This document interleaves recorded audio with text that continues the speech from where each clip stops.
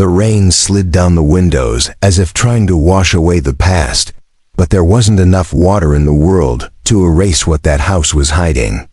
The door opened with a sharp creak, revealing the same gray marble hall that once reflected the light footsteps of a girl full of dreams.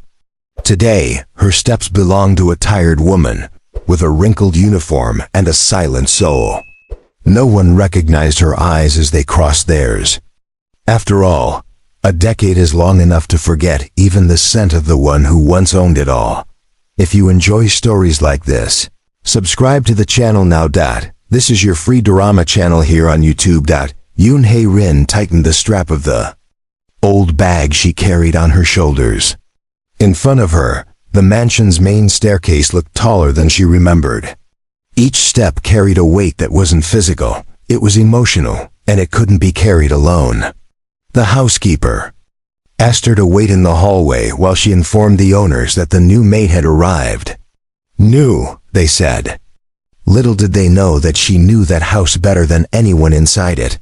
The scent of lavender still filled the corridors. It was the same air freshener her mother used to place in the corners of the house before receiving guests. Hae-rin's eyes scanned the pictures on the walls. They had been changed. Now modern and cold photographs replaced the golden frames that once held her childhood memories. No trace of her story remained. Nothing. As if she had never existed. She was 27 now, but that place had known her since she was 5. It was there that she learned to read, ran barefoot through the hallways, and heard the word heiress for the first time. But all of that was taken from her in a single night. A night that began with promises and ended with moving boxes and silence. The details? She didn't reveal them, not even to herself. The sound of elegant footsteps descending. The staircase made her lift her eyes. He was there, Han Ji-woo. The boy who grew up with her, but never looked at her as an equal. Now he wore a suit that didn't match the hardened expression on his face. He didn't recognize her. Didn't even hesitate as he walked past and asked the housekeeper if the new employee had arrived. The answer stood half a meter from him, but Ji-woo didn't see. Or didn't want to. Hae-rin lowered her eyes and simply nodded respectfully. Her heart, however, beat so strongly she thought the walls might hear it. She knew that encounter would come.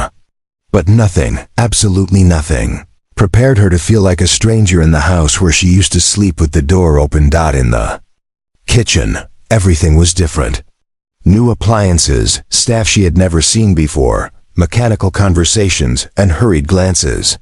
The head chef, a harsh woman named Soo-young, showed her the uniform and pointed to a cabinet where she should store her belongings. Inside Hae-rin's bag, a single folded photograph. In it, her father, her mother, and herself, in front of that very house. Except back then, the nameplate on the gate carried a different surname. On the first night, she cried in silence.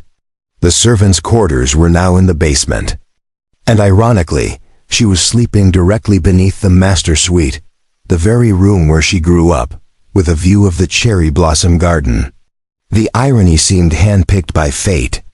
A fate that, for some reason, still tied her to that house. She never told anyone her real full name. She signed the documents as Lee Hae-rin, a name she chose after her family's bankruptcy scandal forced them into exile. No one would know she was the only daughter of the former owners. No one would ask questions. And she wouldn't offer answers. The plan was simple. Observe, understand what really happened, and maybe reclaim what was taken from her. Ji-woo seemed distant, but the tension between them was visible. He looked at her with suspicion. Not because he suspected her identity, but because she disturbed him in a way he couldn't understand. She, on the other hand, couldn't help but relive each memory every time he walked past.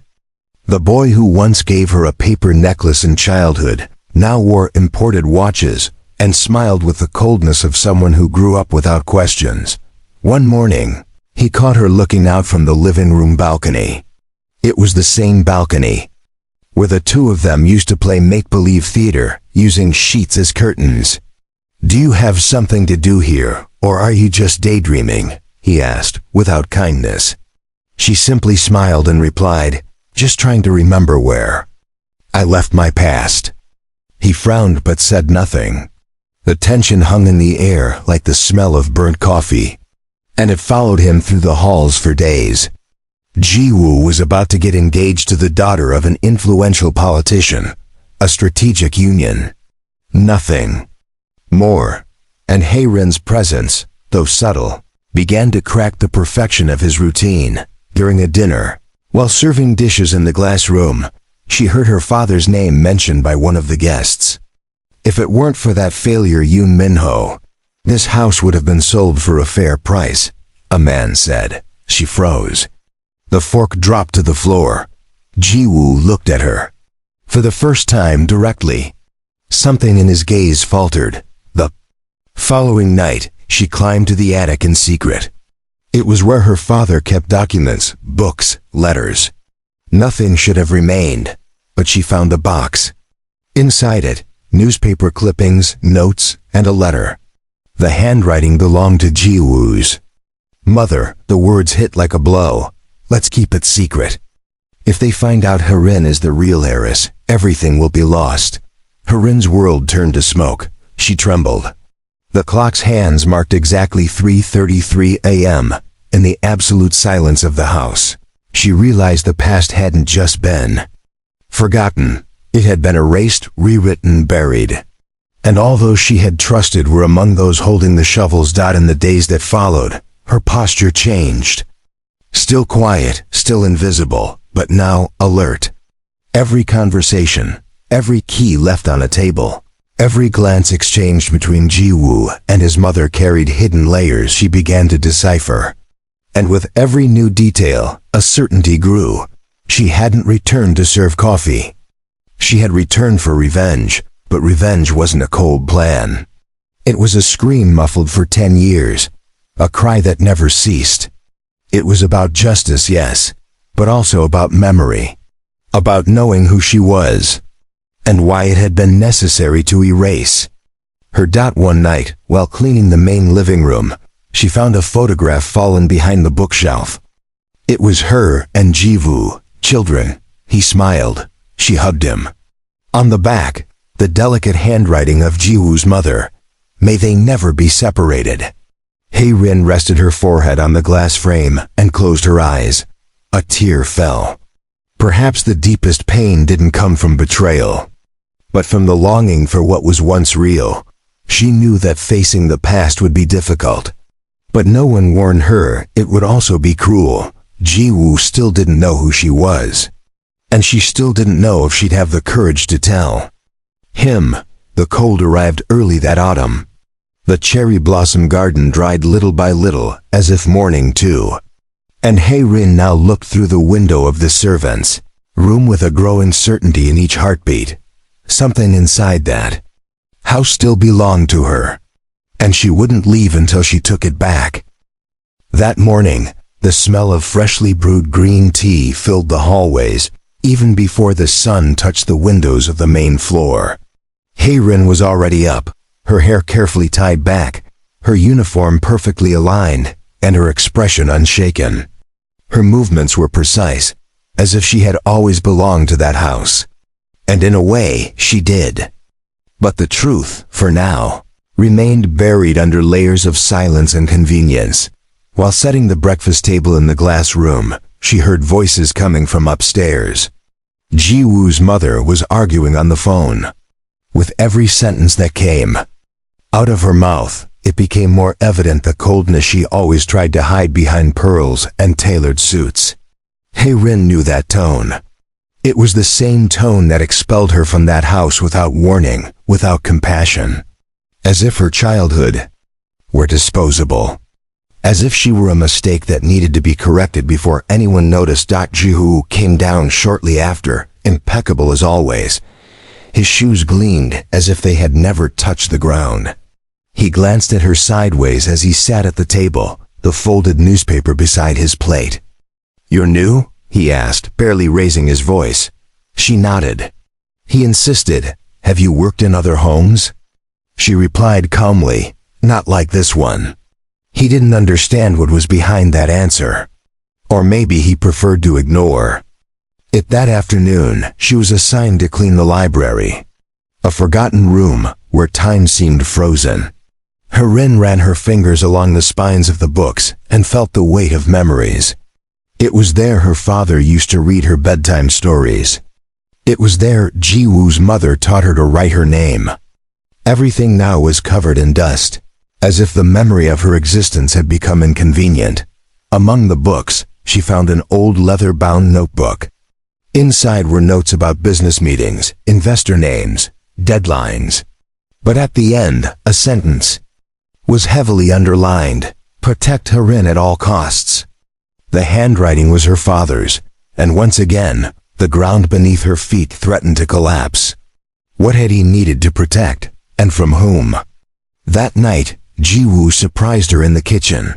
She was washing cups alone, her eyes lost in thoughts that seemed more real than the hot water in her hands. "Why do you always look at this house like you already know every wall?"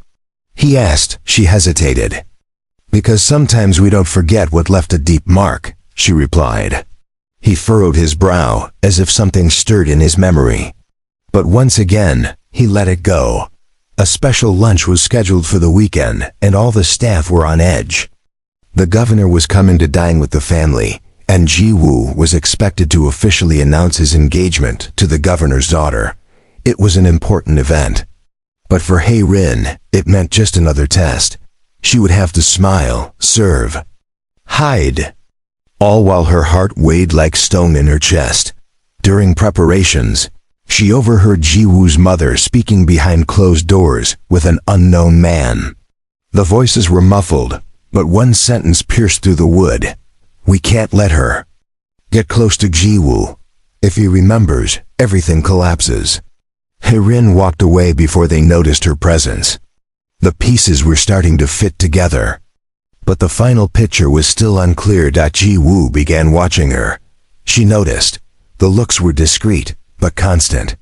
He observed how she cut fruit, how she folded napkins the exact way his mother used to before vanishing from his life. It was as if something inside him wanted to remember, but was tied down by invisible strings. She started noticing things too.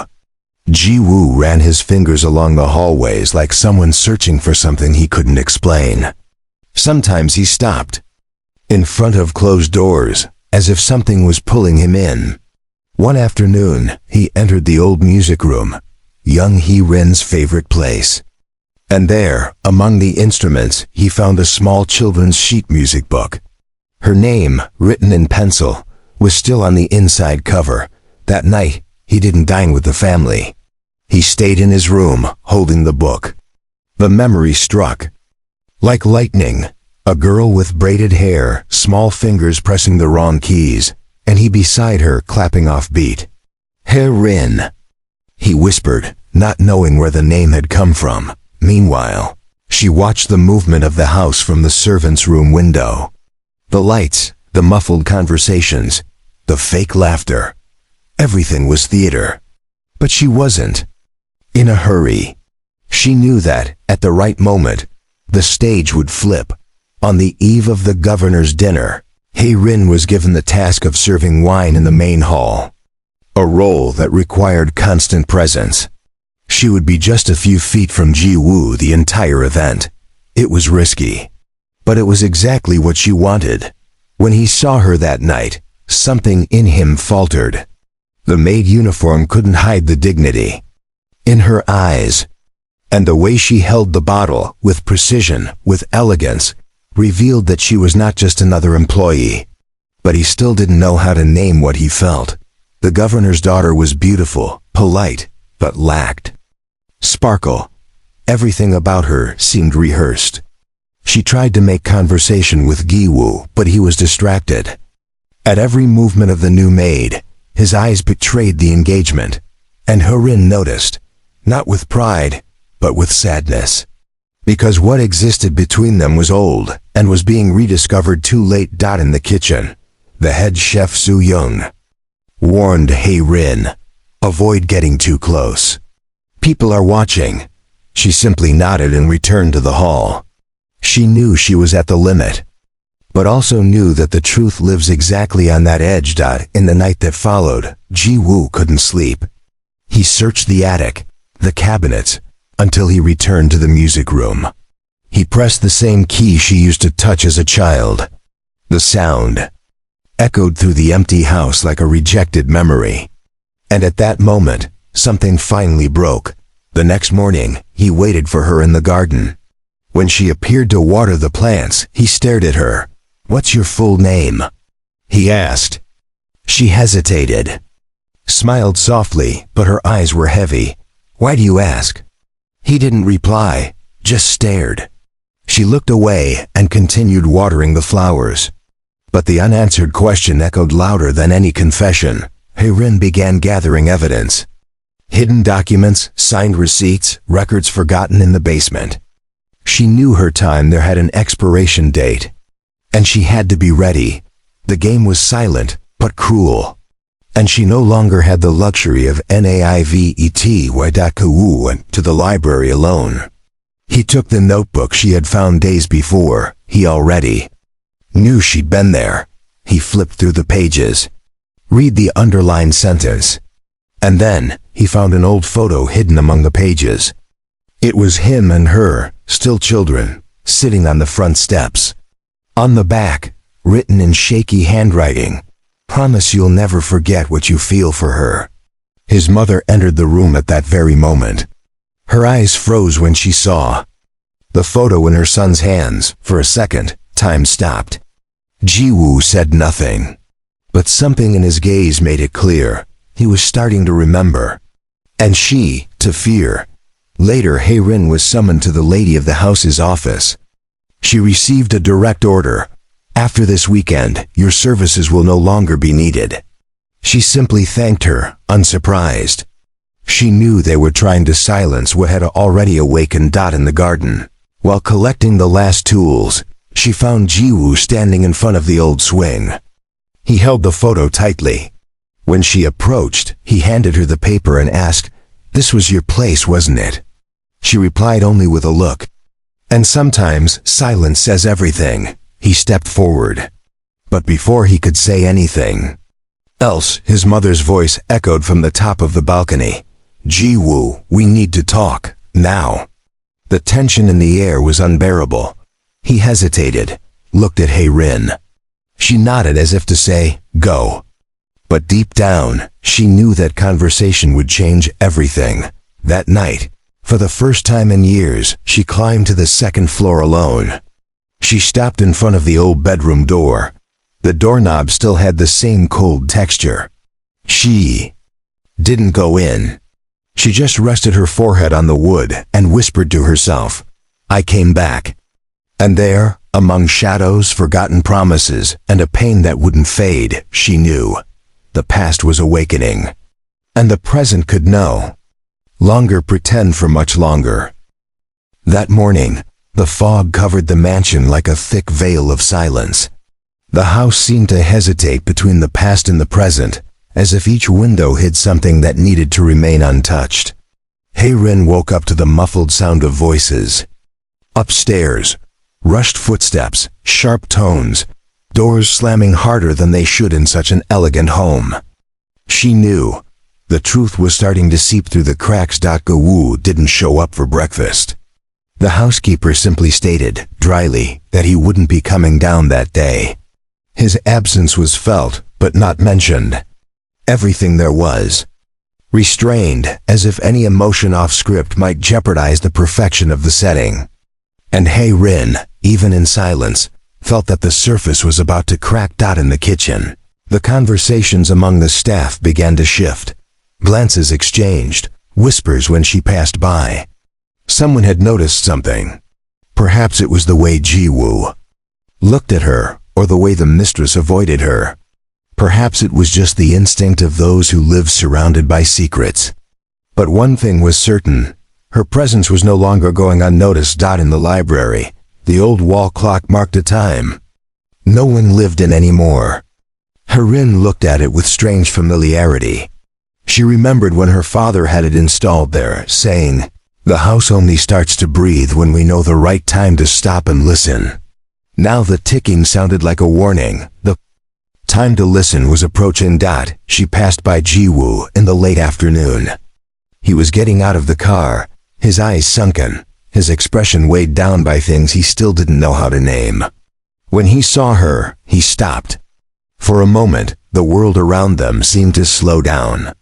"You've been here before, haven't you?" he asked. It wasn't an accusation. It was almost a plea. Hae-rin answered with a lightness that disarmed him. "Maybe in another life." And she kept walking. He followed her with his eyes until she disappeared behind the laundry room door. Something in his chest tightened, a discomfort that came from unresolved memories. There was no name for what he was feeling, but there was unrest. And in the soul of someone like Ji-woo, raised never to doubt anything, that sensation was a revolution. That night, he looked for his father. Found him in his office, surrounded by papers and expensive bottles. "What happened to the former owners of this house?" he asked, his voice firm. The father looked up, surprised. "Why are you asking that now?" he replied, trying to sound indifferent. But the tightness in his jaw betrayed the discomfort. "Because maybe they didn't leave by choice," Ji-woo answered. Meanwhile, in the attic, Hae-rin found an envelope hidden behind a loose panel. Inside, a torn photograph. Only half of her mother's face was visible. On the back, a date, October 11th. It was the day they were forced out. And next to the date, a handwritten sentence, "Never accept their version." Her throat went dry. Time was demanding payment for the silence she had kept for years. The tension grew with the arrival of a new guest at the mansion, Choi Yoon-mi, the governor's daughter and Ji-woo's future fiancée. She was polite, excessively sweet, and always seemed to observe more than she said. At dinner that night, she noticed the lack of connection between Ji-woo and his family. And above all, she noticed how his eyes kept straying to the silent maid. In the corner of the room. After the meal, she called Hae-rin into the hallway. "You've known Ji-woo for a long time, haven't you?" she asked, smiling. But there was something sharp in her tone. Hae-rin, without hesitation, replied naturally. "Knowing someone doesn't depend on time, but on memory." Yoon-mi didn't respond. She simply turned away, but her footsteps sounded heavier than her heels allowed. In the days that followed, Ji-woo began spending more time at home. He canceled meetings, ignored appointments. It was as if he needed to dig something out from inside himself. He began to search through old photo albums, videotapes, until he found a home recording. In it, 2 children played in the garden. One of them was him. The other, a girl playing piano with her feet dangling in the air. He paused the tape, put his face in his hands, and sat in silence for a long time. Meanwhile, Ji-woo's mother was preparing the engagement details like someone setting a trap. She knew things needed to move quickly. Ji-woo was beginning to remember, and that was dangerous. Hae-rin represented more than an emotional threat. She was a legal bomb about to explode. On the porch, during a rainy night, Ji-woo found her staring at the sky. "Do you think it's possible to completely forget someone?" he asked. She looked at him, her eyes gleaming under the garden's dim light. "No, we just bury them deeper." He nodded, and for the first time didn't look away. The next day, she was called into the office. The mistress was waiting with an envelope. "Your termination. You can leave the house tonight." Hae-rin held the envelope but didn't open it. "May I ask the reason?" she said firmly. "Your presence here is no longer discreet," the woman replied, without looking her in the eyes. And Ji-woo was beginning to remember. The question echoed like a slap. The mistress raised her eyes, now angry. "If you cause a scandal, you won't be the only one to lose everything," she threatened. Hae-rin stood up, the envelope still in her hands, and calmly replied, "I already lost everything once. What more can they take from me now?" and she walked out of the room without looking back. At the gate, Ji-woo intercepted her. "Are you leaving?" he asked, urgently. "They asked me to," she replied. "But you still haven't answered." Who are you really?" She smiled for the last time that night. Someone who once believed this house was hers, and disappeared into the darkness. Hours later, Ji-woo searched the library. He found the same termination envelope. Inside, Hae-rin had left the torn photograph and a sheet with only one sentence.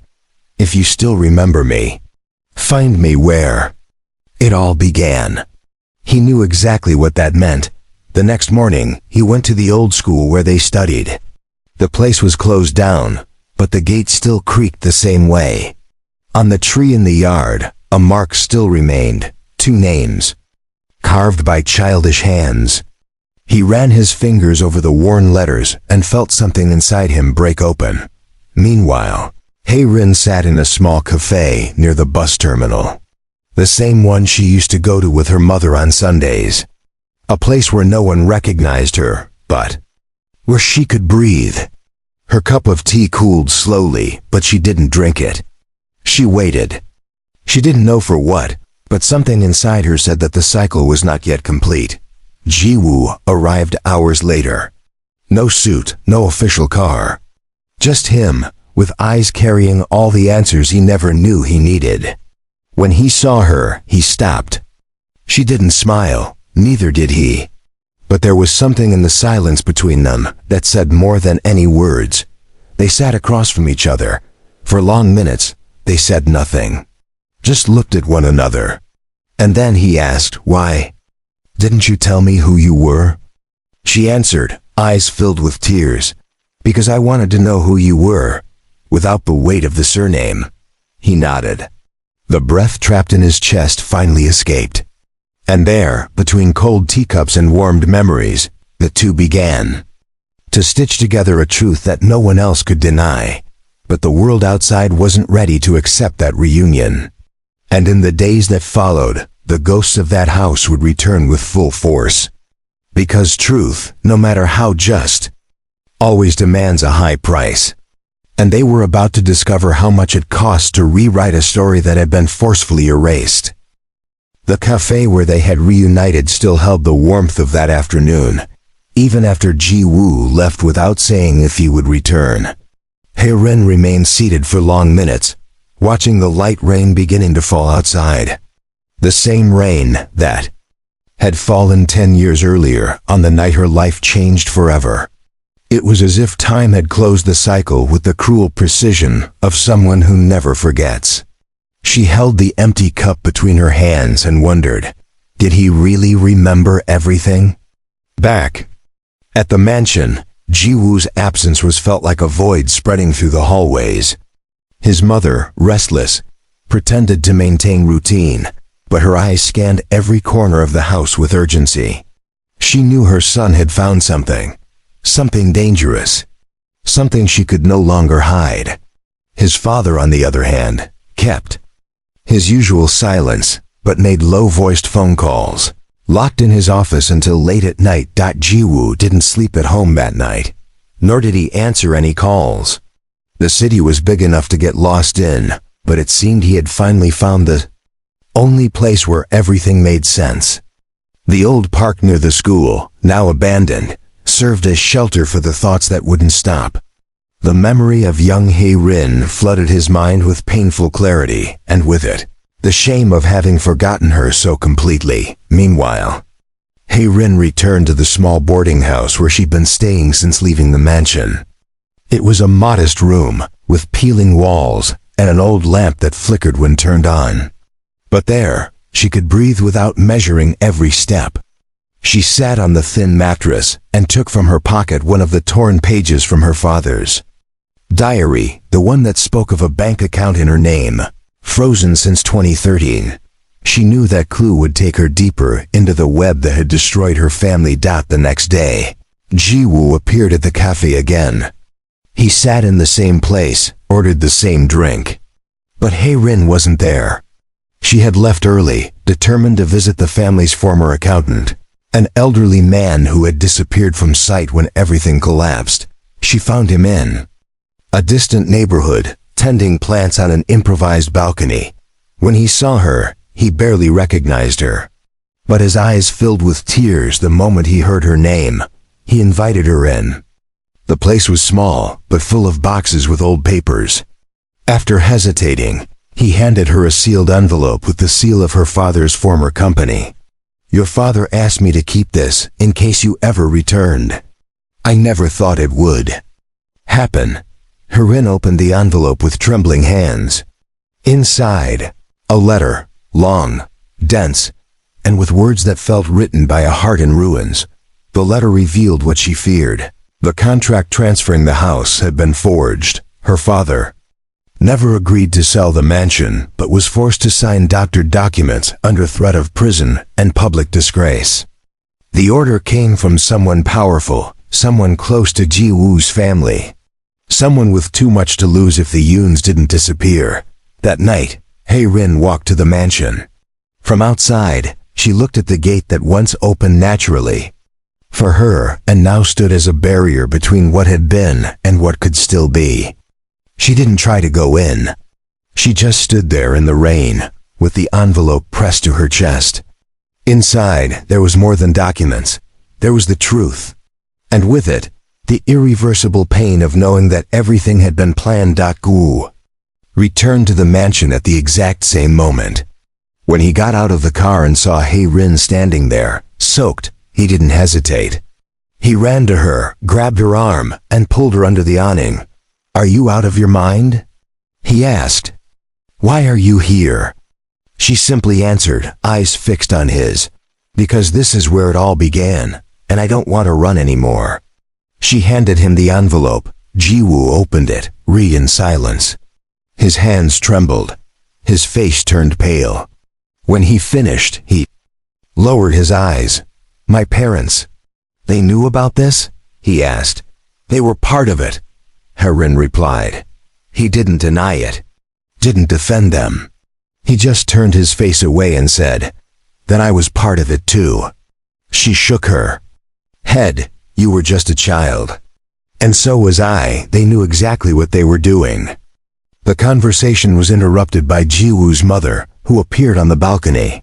Her eyes went straight to the envelope in her son's hands. For a second, the mask dropped. "You shouldn't be here," she said to Heiren. But Heiren didn't respond. Ji Woo looked at his mother. "Is it true?" he asked firmly. "The letter, the documents, the blackmail." The woman didn't answer. Silence was the cruelest confirmation he could receive. In the days that followed, Ji Woo disappeared again. Not even Heiren knew where he was, but something in him had changed.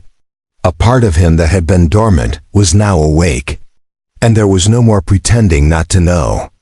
Meanwhile, Heiren began reviewing the contents of the letter with a lawyer who had been a friend of her father. The documents had weight.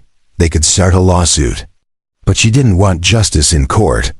She wanted the truth laid bare before the eyes of those who had lied for a decade. The tension inside the mansion reached unbearable levels. Ji Woo's mother barely ate. His father, once distant, now spent hours locked in the office, speaking with influential people. They knew they were about to lose not only their reputation, but their son as well. Because Ji Woo had made it clear, if Heiren was right, they were wrong. And he would not stand by the wrong. At a brief meeting in an old temple in the city, Heiren and Ji Woo met again. He looked different. His eyes heavy, but steady. "What will you do with the documents?" he asked. She answered with serenity, "That depends on you."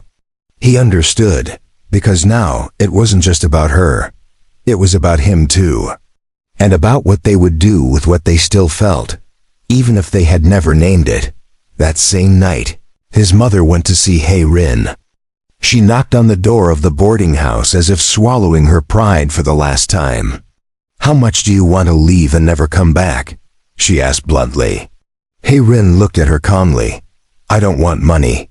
I want your son to know the truth and to decide for himself." The woman left in silence, her face hardened with the hatred of someone who failed to buy what she feared most, a conscience. The next morning, a meeting was arranged at the old Yoon house, now closed and covered in dust.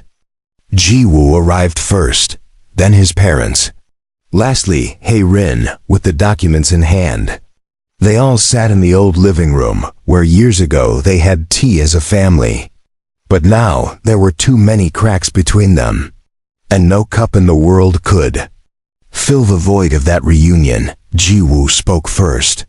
He said he wouldn't demand punishment, but he would demand truth. That the Yoon name be cleared, that the records be corrected, and that, above all, his story with Hae-rin no longer be treated as a mistake, but as a choice. His mother cried in silence. His father stood up and left without saying a word. And there, for the first time, the past found its voice. Hae-rin didn't celebrate. She simply closed her eyes and took a deep breath. She felt exhausted, but whole, because finally, someone had looked at her without fear, without guilt, without filters. Ji-woo stepped forward, gently touched her hand. "Do you still want to go back to that house?" he asked. She smiled. "No, I want to build a new one." They walked out together, not in a hurry. Not like those fleeing, but like those starting over. The world around them was still the same. The city, the buildings, the streets, but they were different. They carried scars no one could see, and memories that now no longer needed to be hidden. But not everything would be easy. The press would begin sniffing around the case. Society, as hypocritical as ever, would be divided in opinion. And the ghosts of that mansion still had more to say, because in stories like this, the end never comes when a door is closed. It only begins when a window is opened. And sometimes that window opens directly into the past. The return to the old mansion wasn't immediate. After that meeting filled with memories, betrayals, and truths vomited without filter, Ji-woo and Hae-rin spent days apart, each dealing with the echo of everything that had been said, and of what was still swallowed in silence. He returned to the grand house only to gather some documents, and stood motionless for minutes before the door of the room where he had grown up. Nothing there had changed. Except him. Now he knew he had grown up on a foundation built of lies. His mother watched everything from a distance. There was no longer firmness in her eyes, only exhaustion. In the corridors of the house, her presence felt like a ghost of what she once was. Imposing, articulate, cruelly strategic. Now she simply walked without sound, without resistance.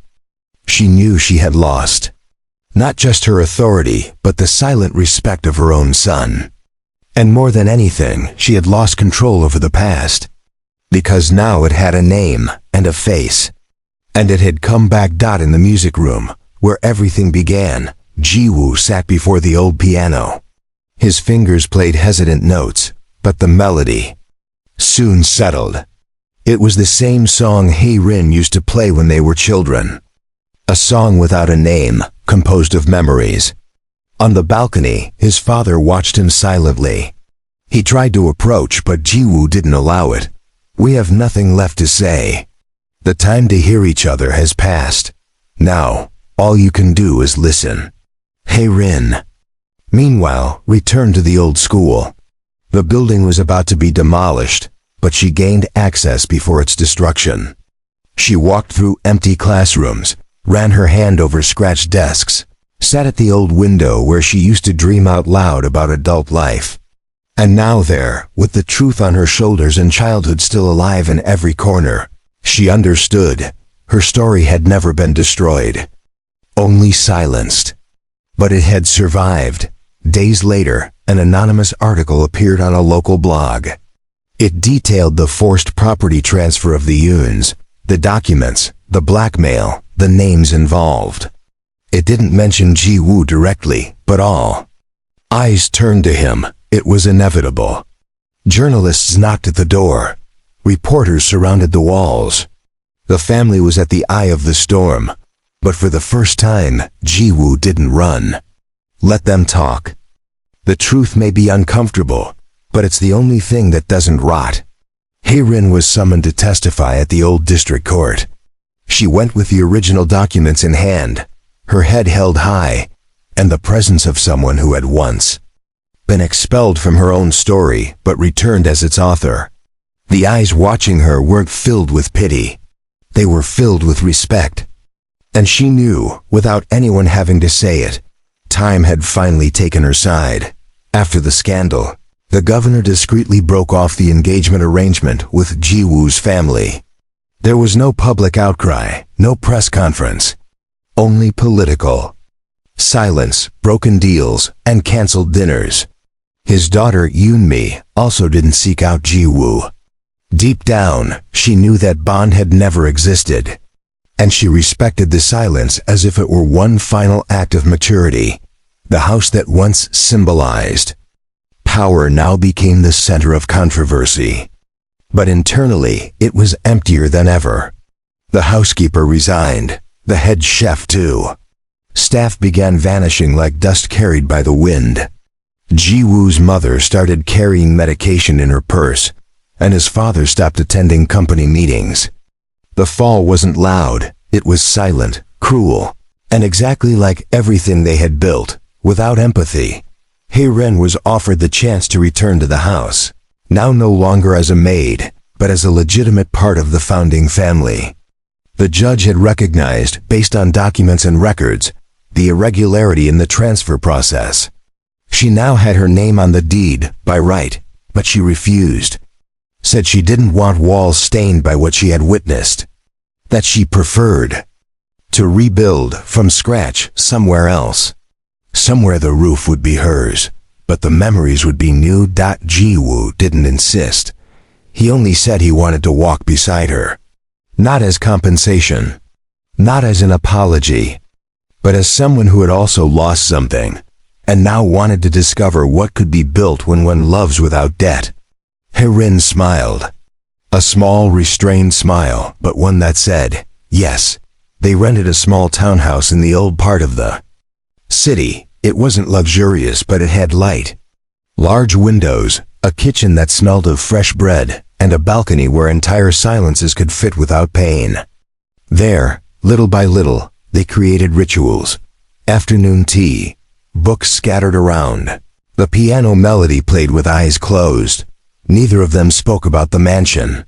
It was merely a backstory, like those book characters faced before the final chapter. But the city still whispered. Some called them brave, others foolish. And there were those who simply looked with eyes full of doubt. But HEIRESS had learned not to care. Because in the end, everyone wants to tell someone's story. But few are willing to truly listen to how it actually happened. One autumn afternoon, Ji-woo showed up at the little corner flower shop with a pot of white lily. They say they represent forgiveness, he explained with a half-smile. HEIRESS accepted the gift tenderly. But before he could say anything else, she replied, "You don't need to ask for forgiveness every day. You just need to love me better than yesterday." And he understood. One day, while visiting her parents' grave, she found a letter left there. The handwriting was Ji-woo's mother's. The paper, wrinkled with time, read, "I don't know if you still know how to pray, but I prayed for you all these years. And deep down, I always knew you'd come back." HEIRESS cried. Not out of forgiveness, but because she recognized the pain in the one who caused hers. They began teaching music at a public school in the city. Children of all ages. HEIRESS' fingers, which once played hesitantly, now guided small hands with confidence. Ji-woo managed the community library next door, and would occasionally visit just to hear her laughter echoing between the sheet music. One afternoon, a former employee of the mansion came to the school. She handed HEIRESS an envelope. Inside, a photograph of her parents smiling on the old house's balcony. On the back, a dedication written by her mother. "For when the world tries to erase your story, remember, it lives in you." And there, in that simple room with colorful walls, HEIRESS felt that, finally she was home. not every day was easy. Sometimes, the longing tightened her chest. Other times, the past invaded her dreams. But now she had someone by her side to share those silences, and Ji-woo no longer needed to ask who she was. Because now he knew. Not by her last name, but by the way she looked at him when the world was falling apart. On a cold night, while the year's first snow fell over the city, they sat on the balcony with a blanket over their knees. The world felt calm. Ji-woo took her hand and said, "If one day our children ask why we live here, what will we say?" HEIRESS smiled and replied, "Because this is where we started over. Where no one had to pretend to be less than they are." The old cherry blossom garden of the mansion was destroyed months later. A new owner built a commercial building in its place. But before that, Ji-woo went there and picked up a dry branch from the ground. He planted it in a pot, watered it for weeks. And months later, the first flower bloomed. Small, fragile, but alive. Just like them. And so day by day, they rebuilt life with the colors they had always dreamed of, without hurry, without masks, without fear of saying, "I've been here before, but now I'm someone else." Because in the end, pain doesn't disappear, but it becomes soil. And from the right soil, beautiful things can still grow. On the porch of their new home, the sound of the city was more distant. Not because she had distanced herself from the world, but because, finally, the world had stopped screaming inside her. HEIRESS watched the dry leaves accumulate on the ground, and thought about everything that had to be lost to get to this point. Sometimes the way back doesn't lead to where you started. It leads to a completely new place, where old pains finally find rest. Go-woo returned from the street with a sack of rice on his shoulders and the light smile of someone who no longer needed to prove anything to anyone. He passed by her, tickled her hand, and entered singing softly a song that she had taught him when they were children. She followed him with her eyes, without saying a word. It was in these moments that she understood, no matter how much life had tried to destroy her, she had won. The old Yoon mansion was sold to a developer. In a matter of weeks, the high walls, the elegant halls, and the carefully planned gardens were transformed into rubble. Not a trace of HEIRESS' childhood remained there. But curiously, she didn't feel pain upon hearing about the demolition. She felt relief, as if the house had been a tomb where she herself was buried, and now, finally, she was free. Ji-woo's father moved abroad. No formal goodbye, no public explanation. His mother stayed in the city, in a small, discreet apartment, away from the social circle she once commanded with an iron hand. Sometimes she sent short messages to her son. He responded politely, but without reopening the intimacy. Some bridges, even when not burned, collapse over time. HEIRESS published a book. A fiction, or so the cover said. But the more attentive readers noticed that, between the poetic lines, there was a real story of injustice, loss, silence, and resistance. The book was well received. More for what was left unsaid than for the words themselves. Because everyone, at some point, has felt expelled from a place that should have been theirs. At the school where she taught music, a little student named Jisoo asked one afternoon, "Teacher, have you ever lost something important?" HEIRESS stopped, looked at the girl's face and answered, "Yes, but sometimes when we lose, it's because something even better is trying to find us." One night during a heavy storm, the house's lights went out. Ji-woo lit candles in the living room and played an old song on his phone. The two of them danced in silence, their bare feet on the cold floor, and for a few minutes, it seemed like they were floating above time. It was as if everything they had suffered had only been the prologue of a story that was just beginning. Now, but not every day was peaceful. Sometimes the memories came like ghosts, not to scare, but to remind. To remember how much she had to fight to be heard. To remember the nights in the mansion's basement, the cup slipping from her hands. the eyes pretending not to recognize her. And to remember how all of this shaped her, bent her, but never broke her. Ji-woo also faced his shadows. He carried the guilt of not having remembered her for so many years, of having lived comfortably in the lie, but Hae-rin never blamed him. Because she knew, forgetting isn't always a choice. Sometimes, it's a defense the heart creates to survive what it can't accept. One morning, when opening the window, Hae-rin saw the cherry tree branch, the one Ji-woo had planted so carefully, in bloom. Small pink flowers emerged, shy, but alive. She smiled, moved. Not because the flowers represented the past, but because finally, life had decided to bloom in the present. She received a letter from the former housekeeper of the mansion. A yellowed sheet of paper, handwritten. It said, "I'm sorry I didn't say anything back then. But your presence in the house was always light, even when they forced you to erase it." Hae-rin cried silently. Some pains, even after being overcome, return like soft waves, not to hurt, but to remind us that we are human. The name Yoon was once again legally registered in the documents of the old property, even though it no longer existed. It was a symbolic gesture, a silent reparation that didn't bring anything back, but that said to the world, she existed. She belonged. And she endured. Ji-woo proposed to her one autumn afternoon, under some random tree, without fanfare, without witnesses. Just the two of them, a simple ring, and the most important question they'd ever asked. She said yes, not because she had to, but because she wanted to. Because choosing to be with him now was a decision, not a consequence. The wedding was intimate. Only their closest friends, the school students, and a few neighbors. No social columns, no extravagant dresses. Just truth. And a new home built with patience, brick by brick, trust by trust. A few months later, Ji-woo found, in an old second-hand store, a home recording of them when they were children. They were running through the mansion's gardens, smiling, dirty, with earth, with no worries.